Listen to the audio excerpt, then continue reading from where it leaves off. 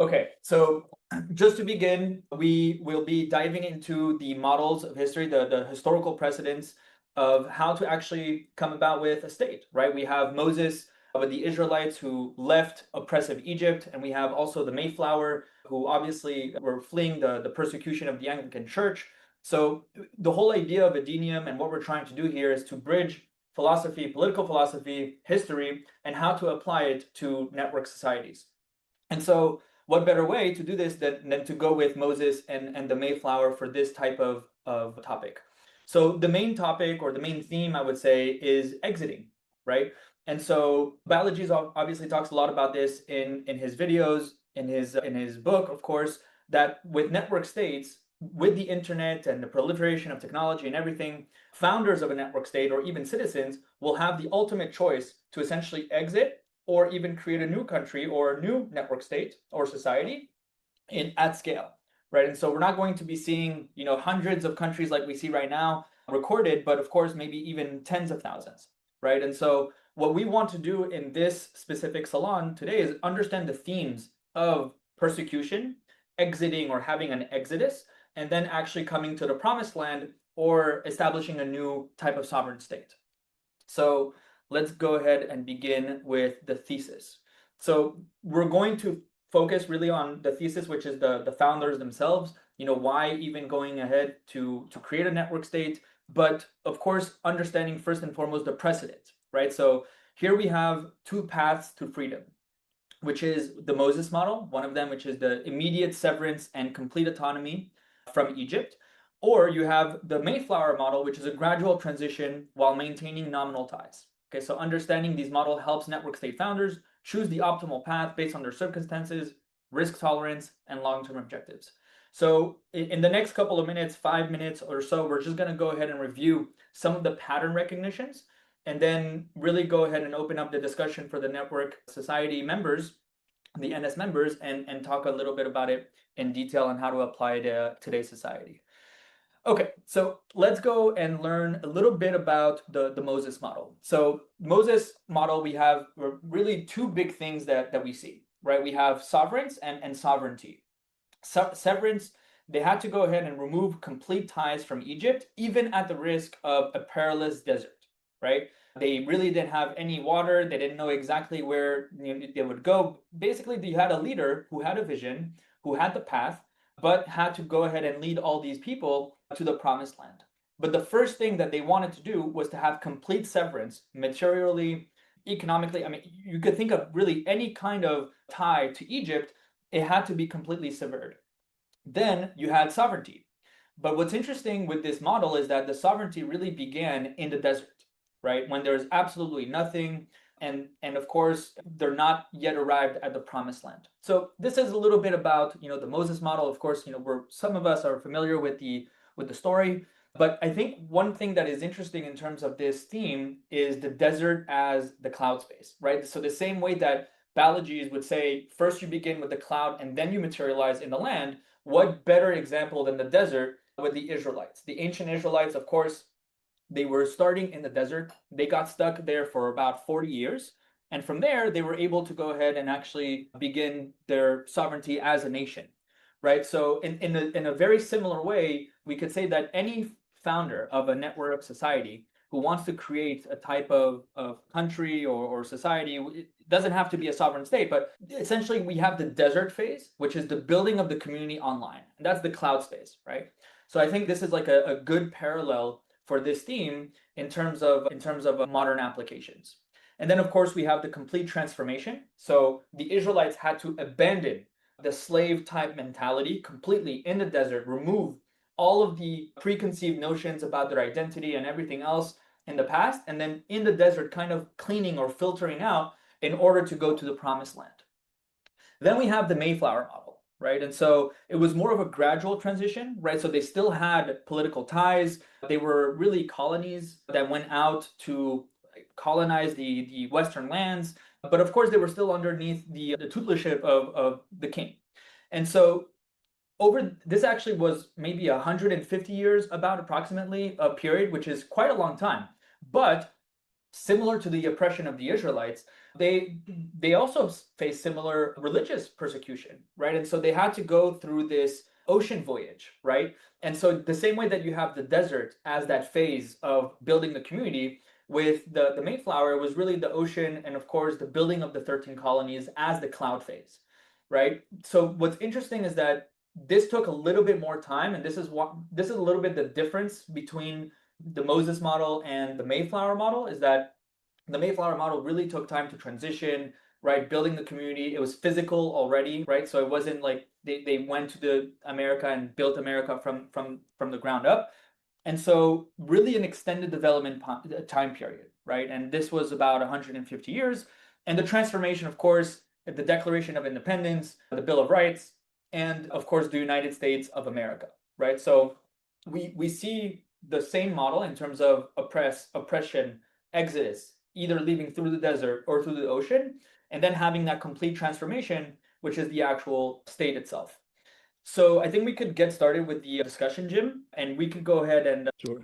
use these questions as guiding questions. I mean, I have about like maybe 20, 15 or 20 questions. This is just for the first round, but I think for the first round, in terms of pattern recognition and choosing your own model, yeah, maybe we could start this discussion by asking the community members what other examples that you are personally connected to, or that you know, or that you've learned that could be fitting inside of this model itself.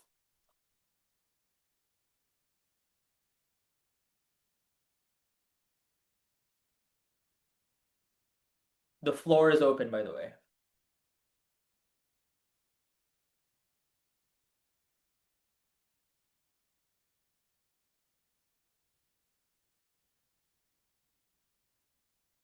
Hi everyone, I'm just going to jump in quickly and give the Australian perspective or an example from Australia. Just so everyone's clear, I spent half my life in Australia and half in Hong Kong, so I'm a child of the British Commonwealth, shall we say, well and truly. In terms of the distinction between the two of the exit model being a gradual transition, people came to Australia from all over the world, but the primary, I would say it's closer to the Mayfair model, in part because there was the adoption of common law, the Westminster legal system, and when federation occurred in 1901. So prior to 1901, Australia was a series of small states. When it did become a Commonwealth nation, or a single identity under the word Australia, the legal system, the judiciary, even the religion, all of those aspects were modelled back on the United Kingdom. It's the education was in English. The education system was about England and European education. There was no or very little incorporation of local flora and fauna and things that were, and of course the Indigenous communities didn't really get much of a mention. So Australia's much closer to the Mayfair model, as would a lot of other Commonwealth countries be. In terms of the strengths, I think when I think of the Commonwealth, I can look at the Commonwealth as a successful network state in an international sense. One of the strengths of the Commonwealth is that common legal system. So there's a lady who is Australian, she's a lawyer, and she has worked on the digital assets and crypto legislation in all Commonwealth states. And because the foundations of that legal system is the same, you've got about 40 countries that are going to have the same policies, not just in a legal sense, but that then filters through to the other areas of compliance and surveillance in financial markets, into the banking system, for example. So there are strengths that we perhaps are leveraging without realizing it. And we're all coming from traditional states. We're all used to a certain level of what's called institutional infrastructure. We're used to hospitals. We're used to having civil law enforcement. We're used to having a parliamentary system. Whether that be a dictatorship or not, there is still some form of government. We're all used to that. It's not Survivor. So I do think that when I look at the two systems, or the two methods of exit that are presented, I would suggest that we're possibly closer to the Mayfair model, with just by the nature of our time and place in history, as opposed to the exit from persecution. I'm not sure what everyone else thinks. That's a good point, Kate. And just to build on what you said, you can argue that many of the new nations in the modern period, especially in the Americas, in the new colonies, have more or less, you can find examples of some type of Mayflower model.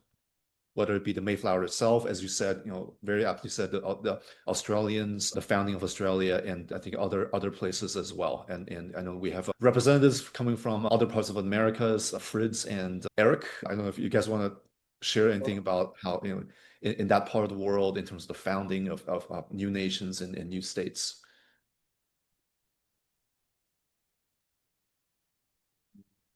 Well, I can give an example about Argentina. Ariane, yes.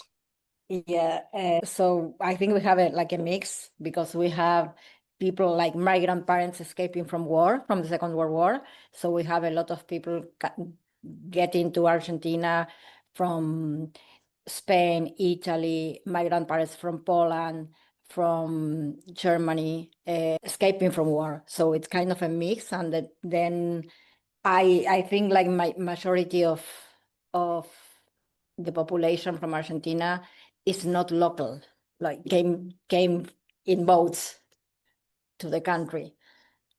So this gives, and the thing is, they created like a new culture that is a mix of all these European cultures. So it's not pure Italian or Spanish. And then we have like Spain conquering, like kind of conquering us also. But this was before everybody came. I don't know. So I think it's interesting mix between both models.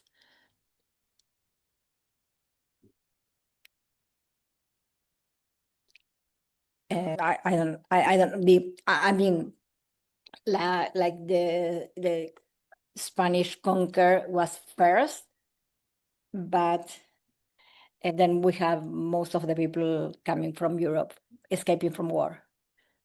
So I think it's a mix between the two of them.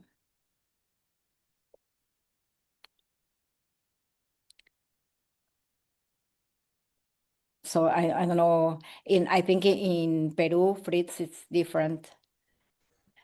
It's almost the same, except that probably it was a bit longer. The Spanish Empire was extended here and it lasted for longer. It was the last place where it left. But I think maybe the other model is the French Revolution, and a change in model and a change in perspective, like what it is exactly that we have right now. However, I see both Exodus and Mayflower as a perfect 2 points between like and the spectrum.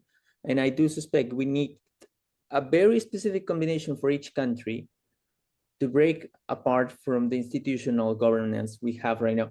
I do have that suspicion, and very recently I have a couple of insights on the fact that institutions are no longer capable of keeping up with technological advancement, legal problems, corruption, inefficiency, a long list of problems that are not going to be capable of being solved by better institutions, better people, but rather by protocols and new ways of social organization.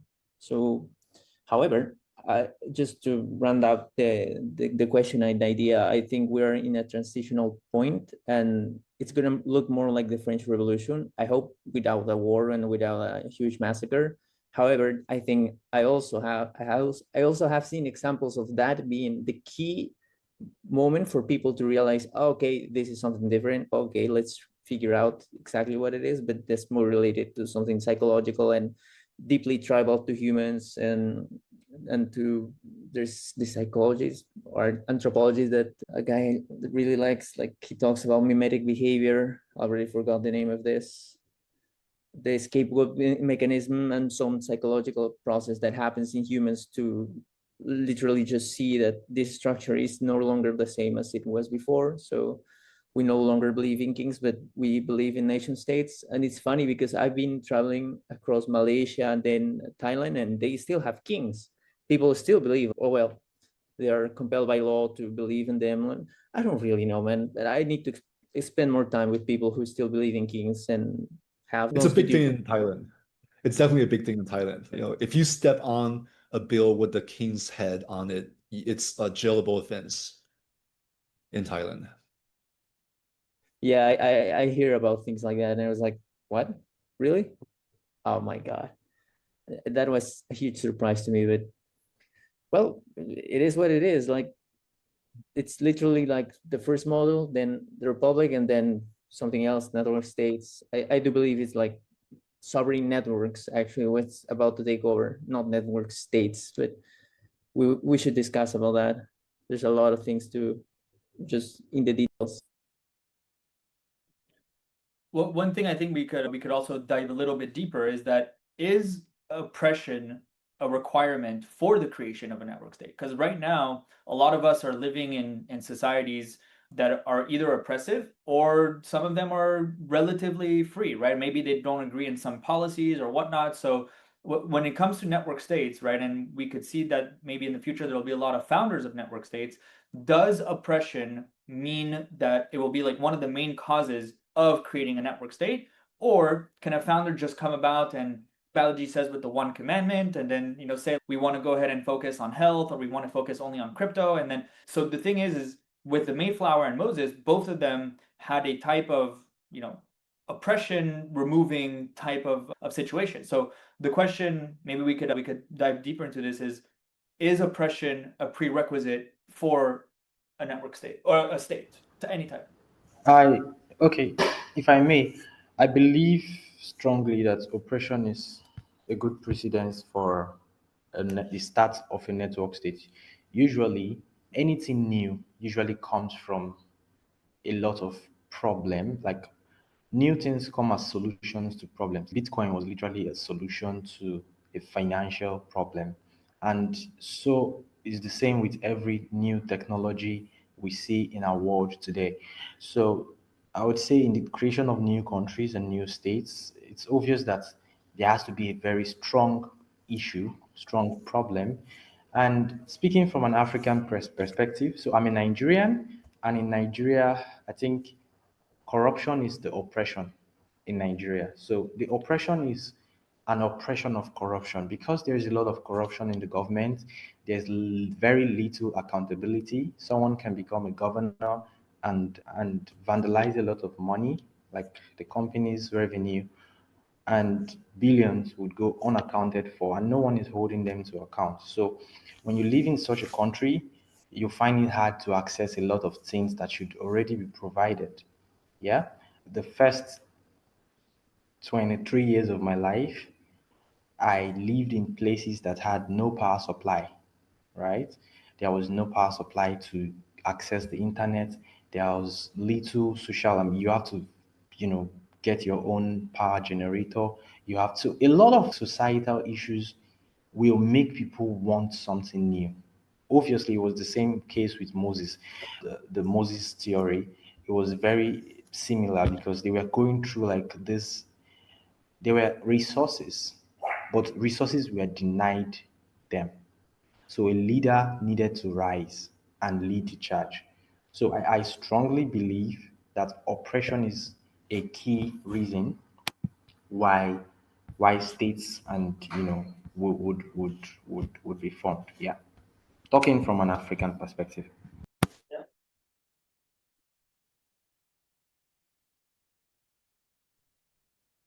Anyone else have thoughts on this specific topic? I'd be curious if there's like dissenting views or arguments with the other side. I feel like you can probably argue on both sides. We did have this argument a while ago, many months ago at TNS, where I think we talked about how in Balaji's book, he talked about the one commandment and the founding and everything. And there was an argument where it's kind of like when the times get tough, right? Fritz had made a comment about the French Revolution, right? When the French Revolution, when the times get tough, the Jacobians, the whatnot, things get really, really tough. And it's the to die for zeal.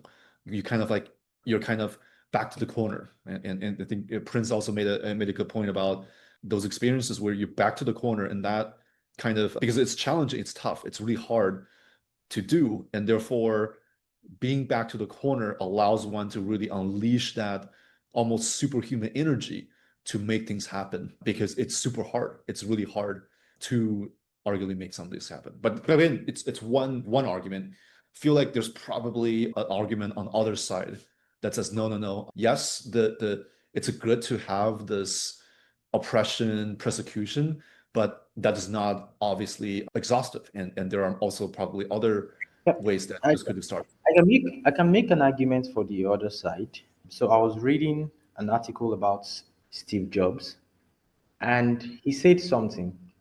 He said most people don't know what they want, or most people have not trained their mind enough to know what society needs. So to a large extent, if you allow everyone have their way, society will be chaotic. So in a way, a strong hand is needed. A strong hand is needed. Some level of oppression is needed. Some level of, but it becomes bad if there is no accountability and there's no proper roadmap, there's no vision, or there's no clarity of vision. So it becomes very hard when you maybe a president starts his tenure without a proper roadmap and proper accountability to the people, then he can do whatever he wants and nobody's going to ever find out. So that's where there is like a twist. However, I believe people largely do not know what they want. They need a strong hand of leadership to actually, I mean, every great company was built by a strong hand, and every great nation, some of the most powerful nations in history, like the great Roman Empire, the great Babylonian Empire, the great Ottoman Empire. I mean, I could go on and on and on. They were so great because there were some acts of oppression from the leaders. The leaders were not nice people. You don't build something very big by being nice. So yeah, that's my argument on the other side.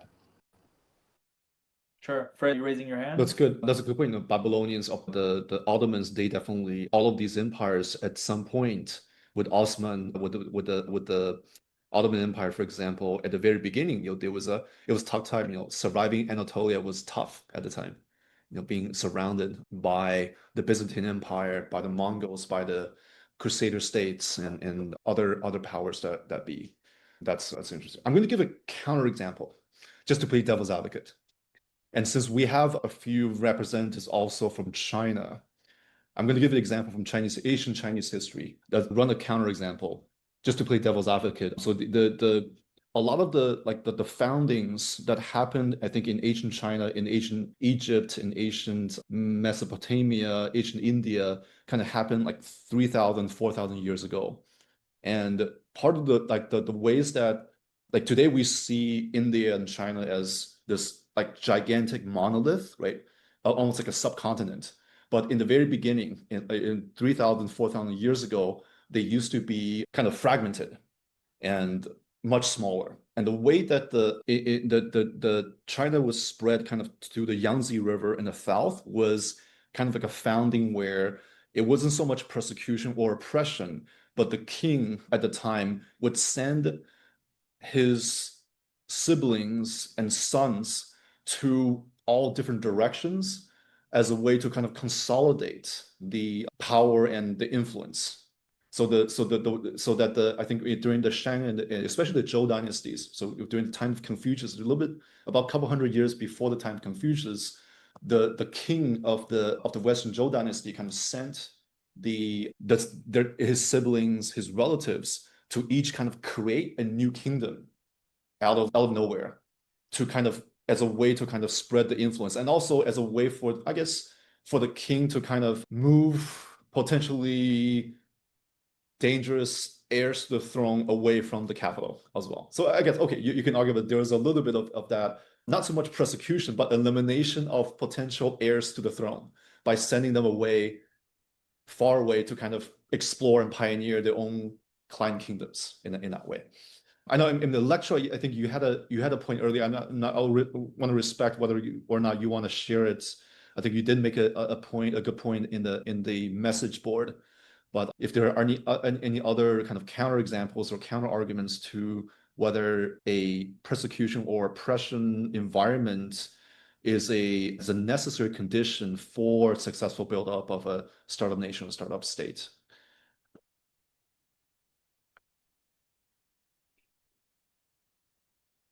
Fritz, I saw you raise your hand before. Fritz? Yeah, I would like to actually make the other case as well, because I think we just miss a really interesting point. What happened in the French Revolution was also that they not only have a great deal of suffering, they also have a technological innovation. I think when those two things happen at the same time, things are about to change, because people finally have a way out. Because in the absence of a technological innovation that can create something new, what you need, and you depend entirely on this, on the strong leader direction. For example, we have Lee Kuan Yew and the Singapore case. They have already 60 years and they're a great country, but that's because they had a great leader. And that is still is a nation state. So it's back in the old model. They didn't have a new innovation like Bitcoin or blockchain or AI to build upon, but they already had a great leader. They did, I think they did have a great suffering. I need to learn more about that.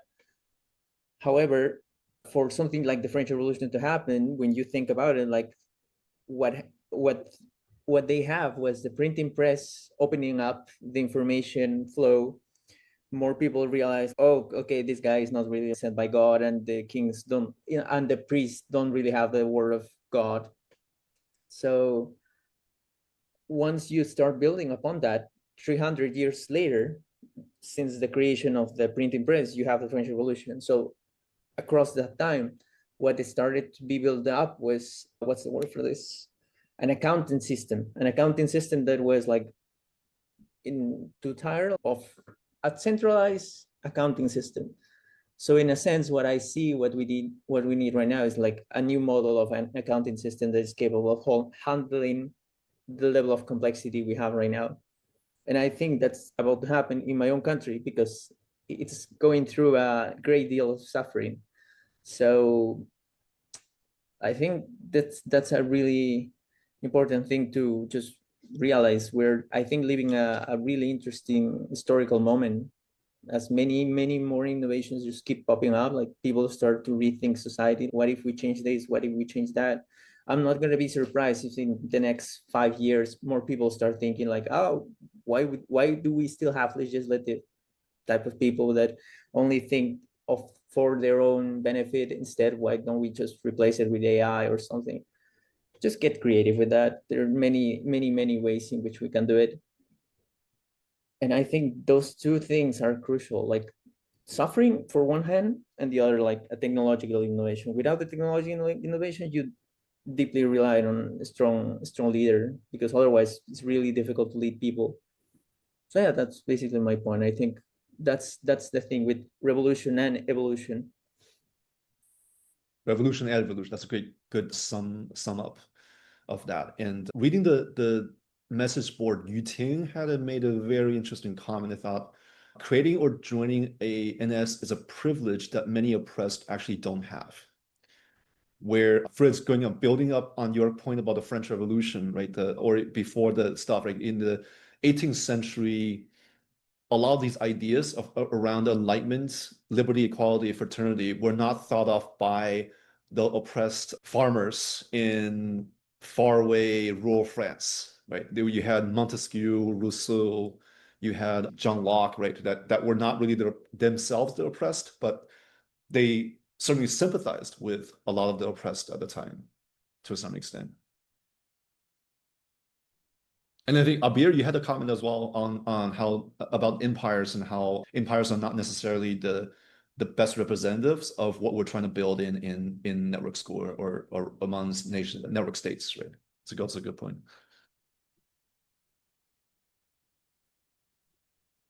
Yeah. So also, so just to keep going on this on this thread right here, on this stream of thoughts, one of the good things that we have with the network states, when people really will go ahead and start creating these network states, is the level of risk involved, right? Back then, you had to cross a whole ocean. I mean, for us today is not so crazy, right? But for the Mayflower and those folks over there in the 1600s, it was a very dangerous journey, right? And also in a desert.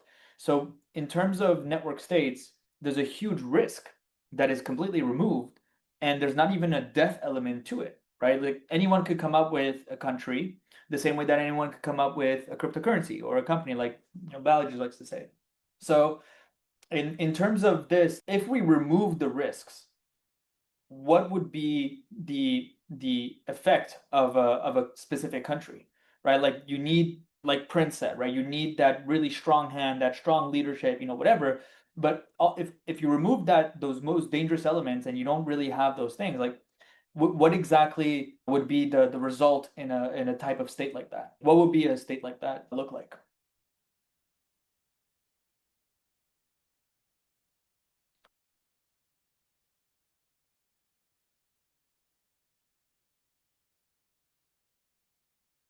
The result will be a lot of noise. You remind me of launching meme coins. Launching meme coins are very easy process. And then there'll be a lot of them. And most people would say 90% or more than 90% are just scams, literally scams or very stupid ideas. But there's no much cost, right? So something, how do I say? Yeah, just noise, and it could be overwhelming, right? Some project could be very, how do I say it? Could have good use case, but they will be overwhelmed by all those scams, all those like silly games. And yeah, just noise, lot of noise. If there aren't much risk or cost for doing those things. That's it. Yeah.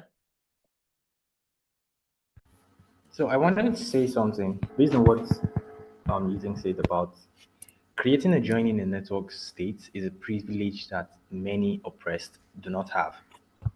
I totally agree.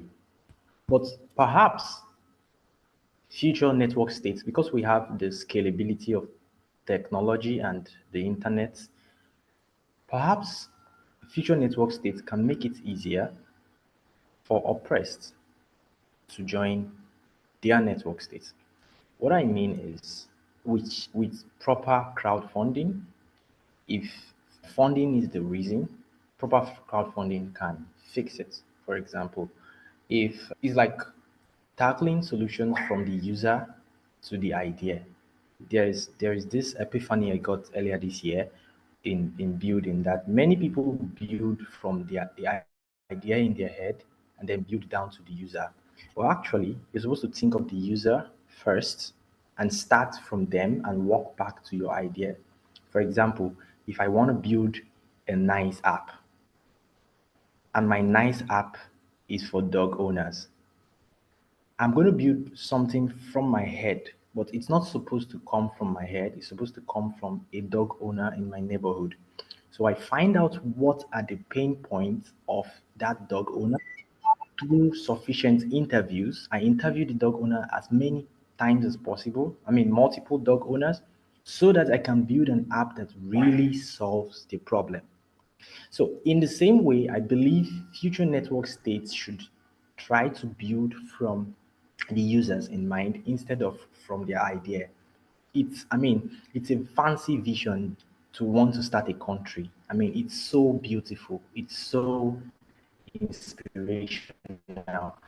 I want to start a country. Very soon, it might become a rush. The way people launch tokens, people will want to start countries because the barrier to entry is low. I mean, anyone can start a country and just claim to start a country. But I think where some of the biggest network states would win is when they are able to properly understand their target audience.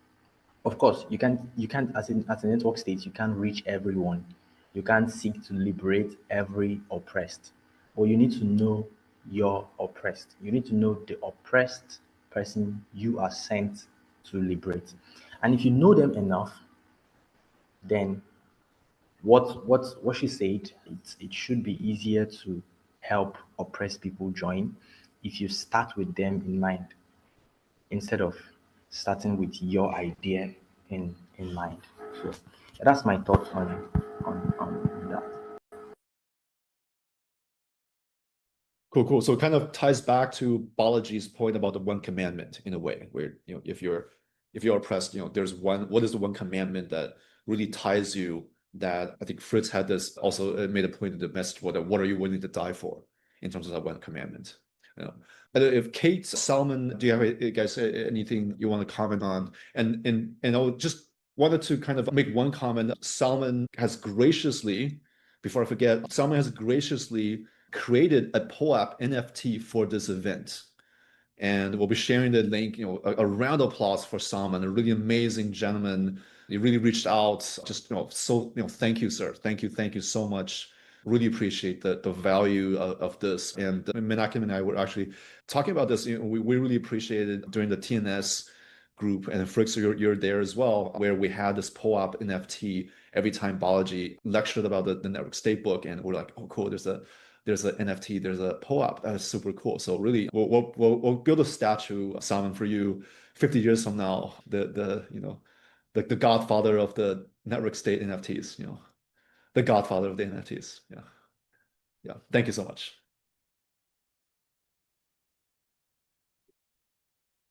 And actually, I'm just gonna put a message here.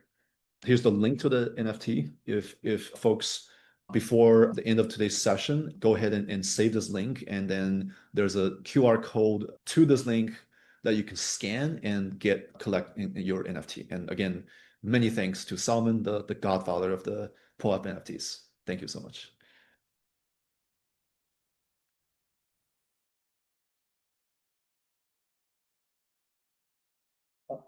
Maybe you wanna thank you for the shout.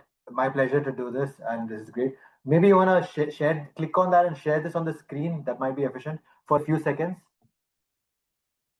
Share, click. Yeah, let me. Yeah.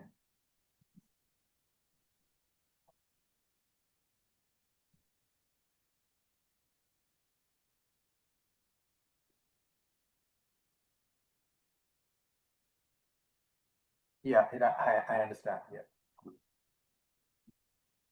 Oh, nice. I like it. So beautiful.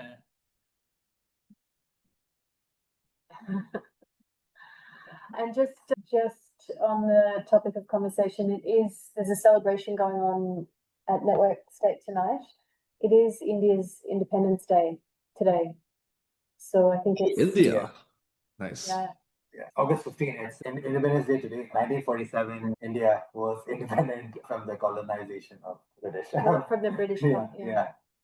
And just looking back to those times, you also had the creation of two other states at the same time. So you had Pakistan. Yeah. And what's now known as Bangladesh. Yeah. So yesterday, August 14th was Independence Day of Pakistan. So at the time, India was divided into Pakistan and India, and what is now Bangladesh was also part of Pakistan, which later, I think a couple of decades, sometime later, I will be not well informed, which later separated. But yes, that is what happened. So when we look at this particular piece of history, and it's part of the world I've been very fortunate to attend, the border between Pakistan and India, there's a gate. And when we think about mass migration, I think it was in 1947, over 1 million people walked between this gate. So the way the countries were divided was based on religion. So Pakistan was being a state for Islam, and India being a state predominantly at the time for Hindu religion. No, India was meant to be secular. Yeah. So India had the principle of being secular, whereas Pakistan, it was actually like a Muslim nation. That is what it was supposed to be. The founder of Pakistan is this gentleman called Jinnah, who was actually like a very cool guy. He was he was not like a religious guy, but somehow he was like motivated by the religious community and interest to form this country. So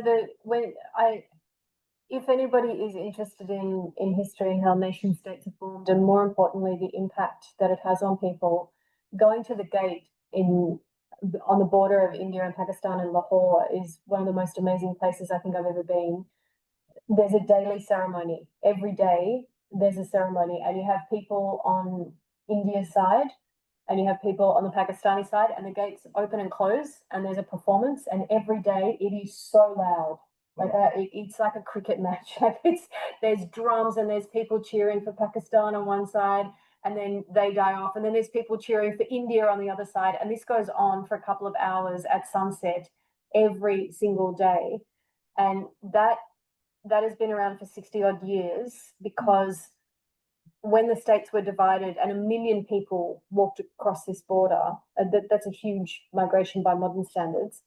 There was obviously a wall put up and there was conflict, but the soldiers who were posted there had nothing to do. Their different ideas didn't result in confrontation.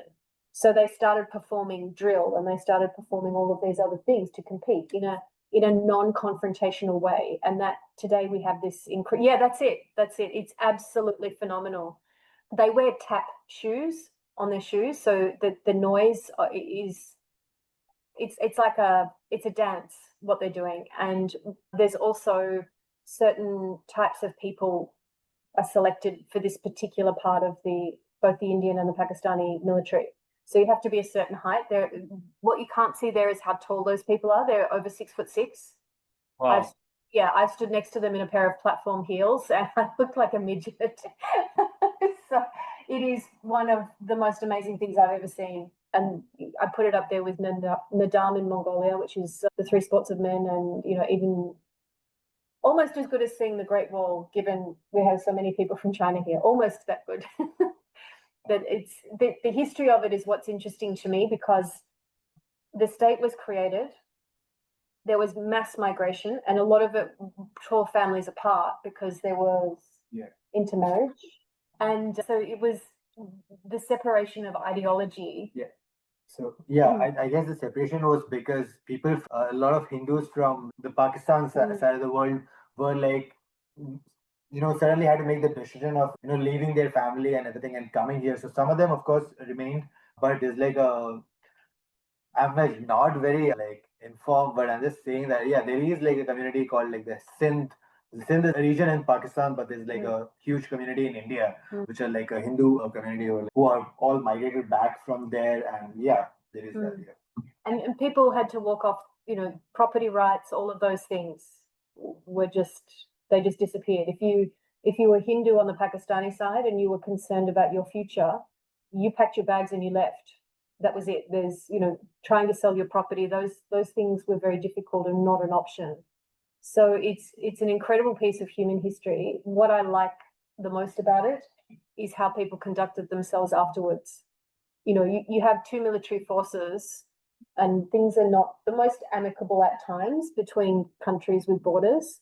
And it's really the people on the ground on either side of the gate that have,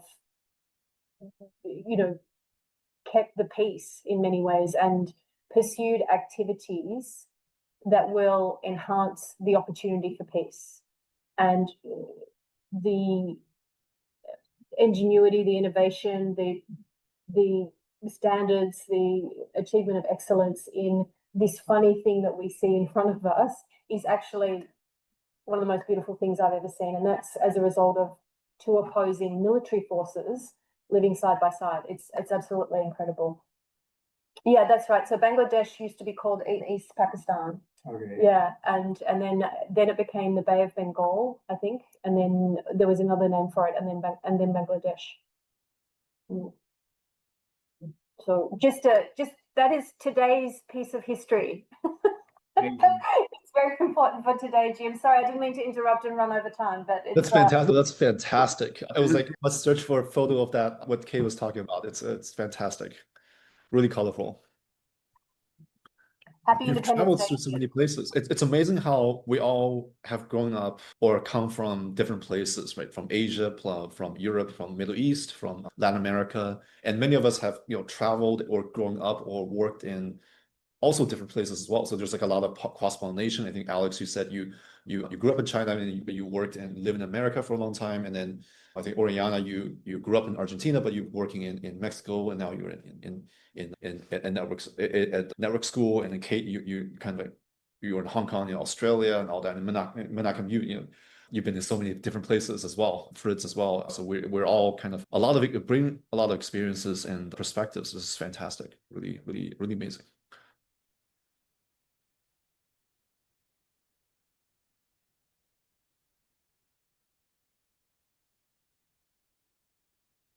Does anyone else have anything else they'd like to share in terms of the current discussion item before we move on to further topics? I already forgot what's the current topic or question. So we've been talking about whether oppression or persecution is a necessary or a important driver or catalyst for these new societies and new states, per se. And then kind of there was like a pro and against arguments put through this. And then Fritz is saying next item. What's the next discussion item on the? We could go to the next theme. Yeah, I mean, like maybe in terms of practical things for the network state, right? If any of you wanted to create a network state tomorrow, like really you had an idea, you had your one commandment or multiple commandments, what would you do? What would be the first steps? Let's go from there. Let's get creative here.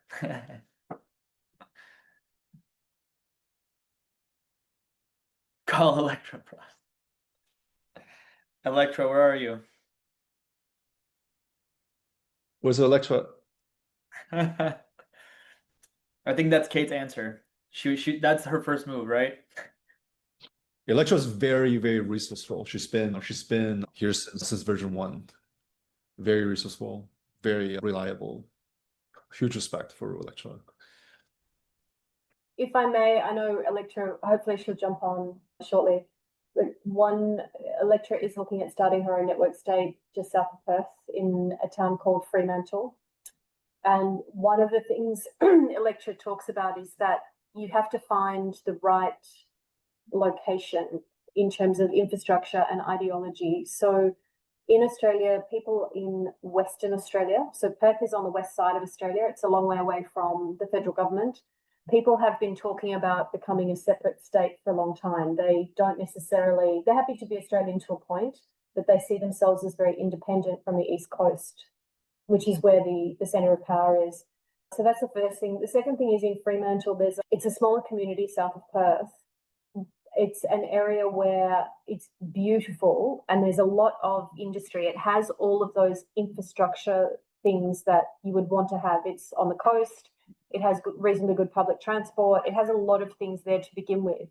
So finding physical buildings, having access to the internet, all of those things are quite easy to establish. So when we look at the frustrations of living on Forest Island, not having to go outside of Forest Island to go to a doctor, for example, we know those things are coming within the network state.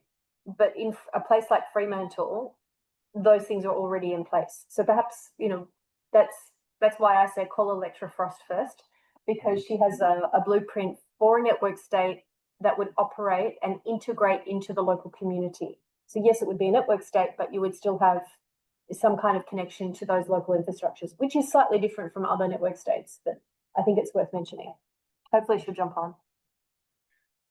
So it's kind of like the bottom-up approach instead of the top-down approach. Like instead of starting in the cloud, forming a community and then doing the physical, then you really plan out the physical first and then work your way from there, basically. Yeah.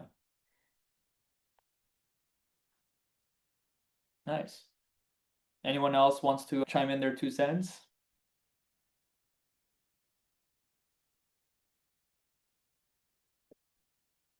I think Abir asked earlier about energy food security. If Abir is here, if you want to elaborate on that. I mean, yeah, like I think, these are the 3 main things you really want to address as a priority if you're going to have a community that's not too dependent on external factors, something that can have some sort of unified thing. I mean, even food, that's just a form of energy, right? So honestly, I think it's energy which sort of powers whole society, energy for humans, energy for like actually getting things done. And of course, you need the security so that I guess other people don't come and steal your sources of energy, whether that's food or something else. So yeah, I think like ultimately getting any kind of nation built, you really need to like sort of secure some sort of autonomy, which really boils down to energy. That sounds like a very sort of accelerationist take right there. If anyone here follows the effective accelerationist movement, they're all about hoarding and using as much energy as possible. So I guess I'm sort of following that line of thought.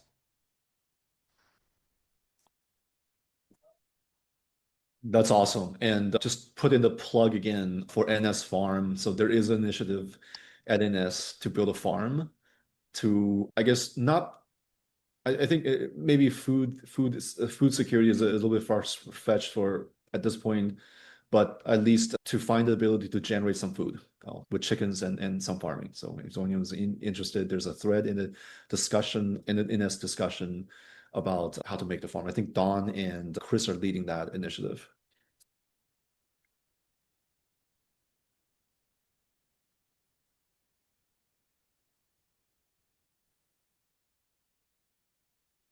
I'm wondering maybe if you guys could chime in, like how big of a role will identity culture play into a forming of the network state, right? Is it only abstract level in terms of what you believe in for what you want to accomplish, whether it's economically, politically, or will there be a type of identity that will be also forming network states? Maybe people could share a little bit information about that.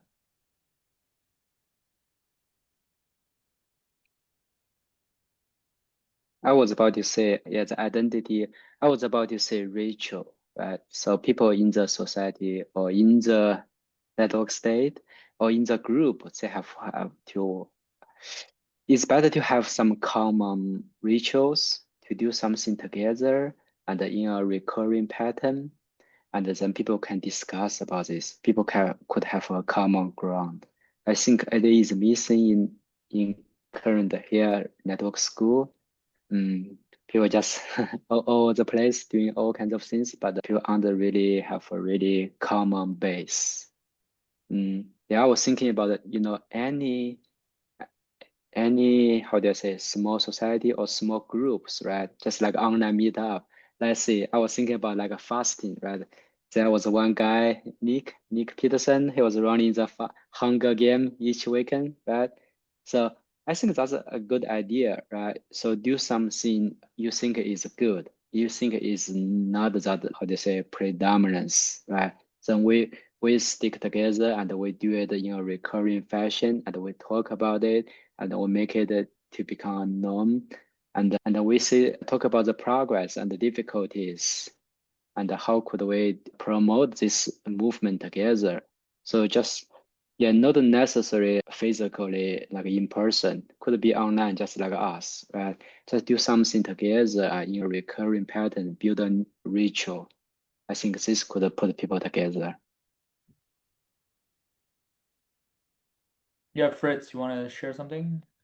Yeah, I think we believe both, like the physical infrastructure and like the cultural awareness. I was thinking of a massive awareness campaign because you need for people to believe this is possible, which is already a huge gap. Like you don't just, and I remember doing this when I first read the Network State book. I was like on the on my friend's birthday, let's create a new country, and people around me look at me like, are you crazy, man? Or what the hell, you've been drinking too much. And same thing happened with my family. It was like I just finished a book and I told them that we need to create a new country, and they would look at me like, are you crazy? Are you mad? What you been having, man?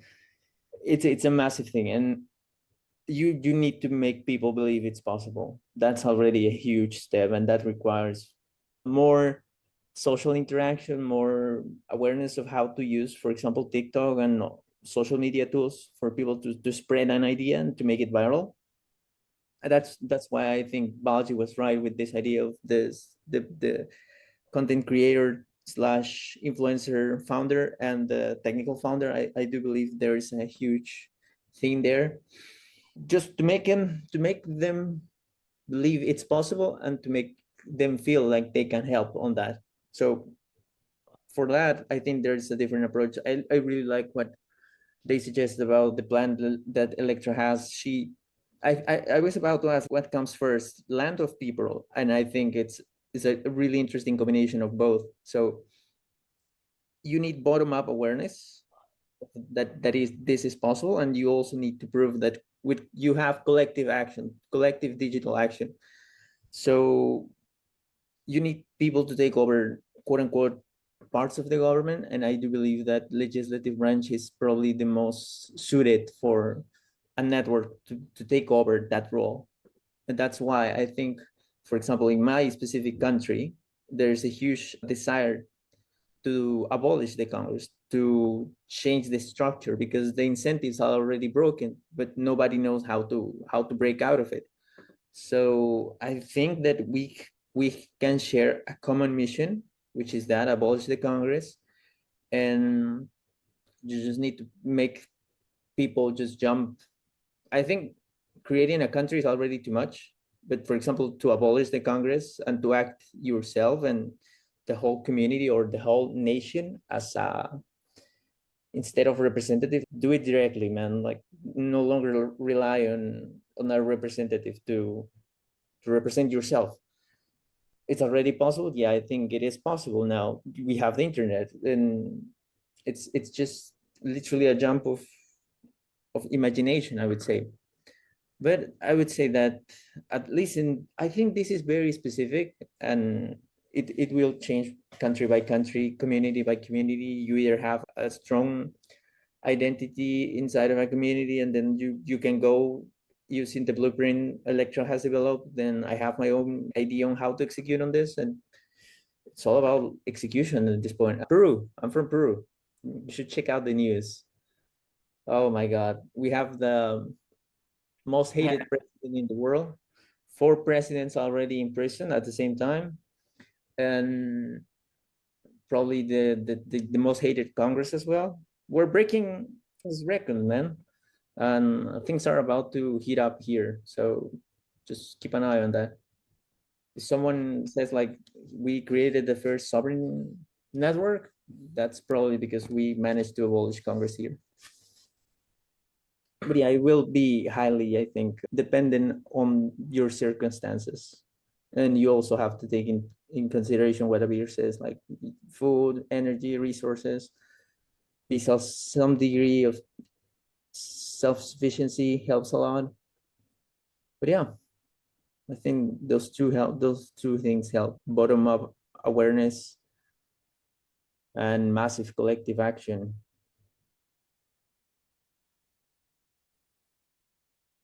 Awesome. So we've entered the last 10 minutes, or really now 8 minutes of this second salon.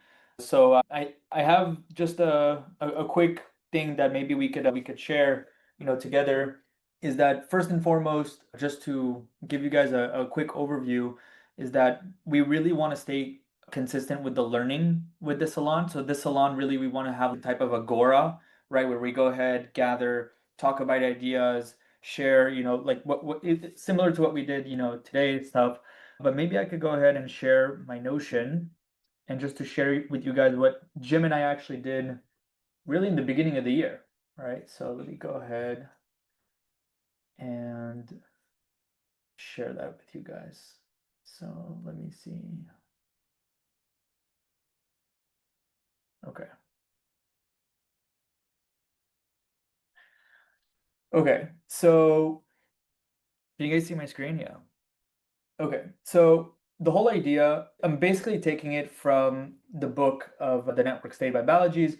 If a startup begins by identifying an economic problem in today's market and presenting a technologically informed solution to that problem in the form of a new company, a startup society begins by identifying a moral issue in today's culture and presenting a historically informed solution to that issue in the form of a new society.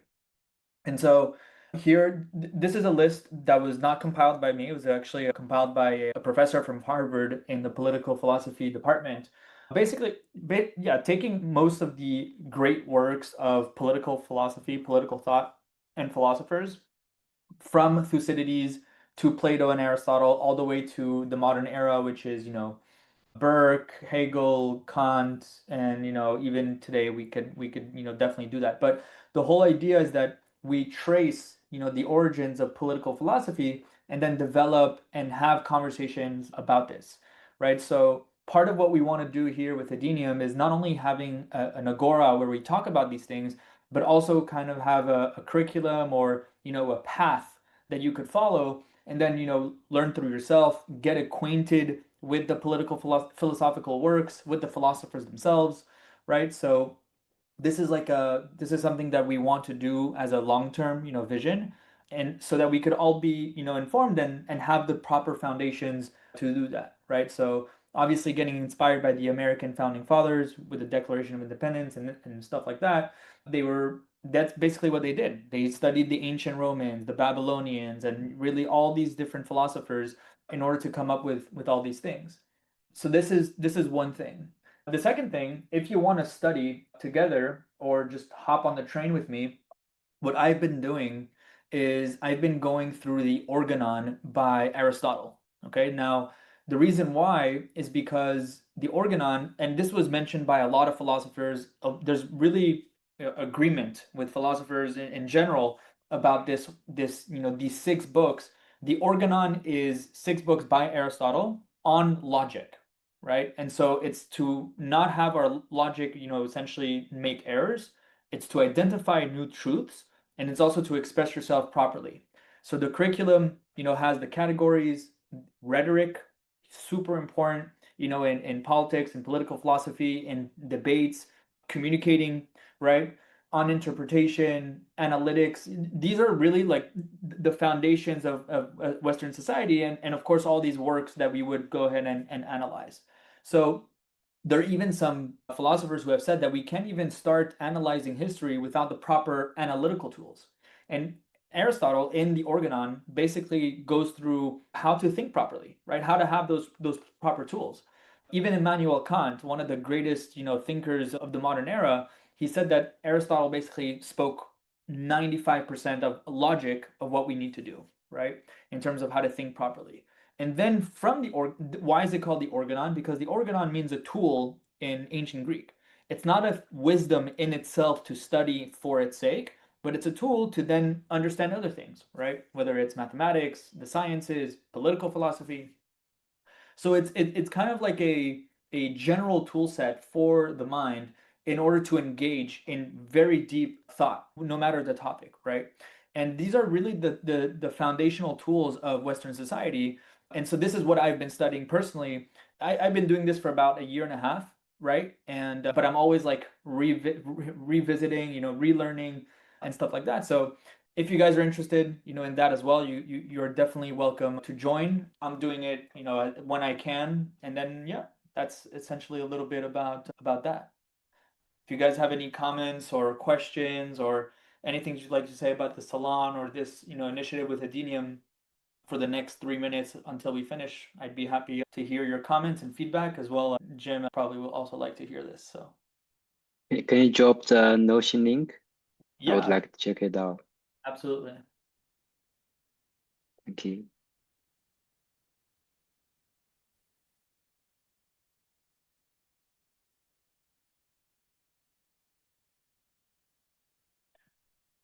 Yeah, I'm sorry to hear Phrase Peru is in such a trouble. The disapproval rate is astounding. 90%, almost 100%.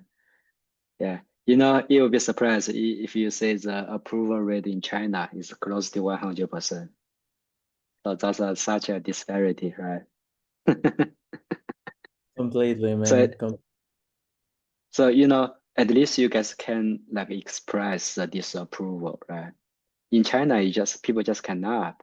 You ask anybody on the streets, they cannot say anything bad about the government or the Communist Party. So the succession of the presidency is 100%. I forgot how do you say it, but yeah, there's no anybody voted no for his succession. 100%. So in this sense, you guys are still like, I don't know, but I don't want to compare. But a lot of countries are not in a good state of shape.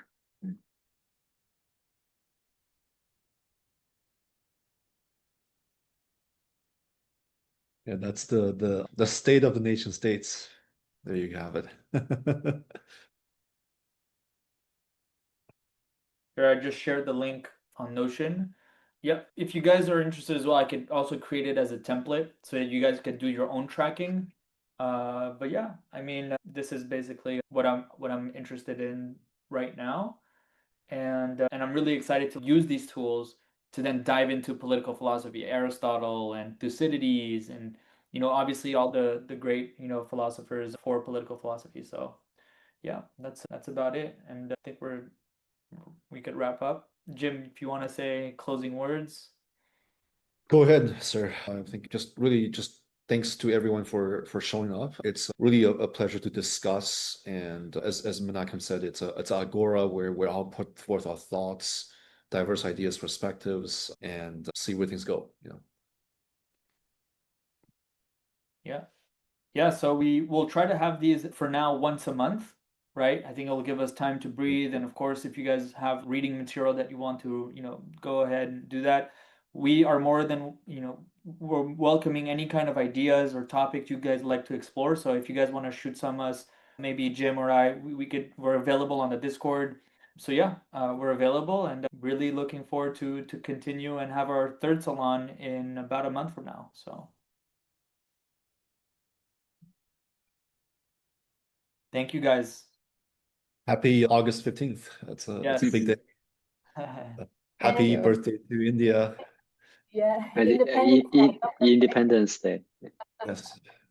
And also don't forget to, let me just put in the note, and don't forget to do the POAP NFTs. And thank you again, Sir Salman, for the creation of the NFTs. You'll have your own statue 50 years from now as the godfather of the NFTs. Thank you for the class. This was great, actually, and I'm looking forward to look into the Notion, and it feels like early stages of a new subject. So it's great to be part of it. Yeah. Fantastic. Awesome. Right. Yes. We'll see you next month. See you next month. Right. And Thank you. in October as well. Those are guys for those who are on site. Thank you, guys. Thank you, Jim. Thank you, Menachem.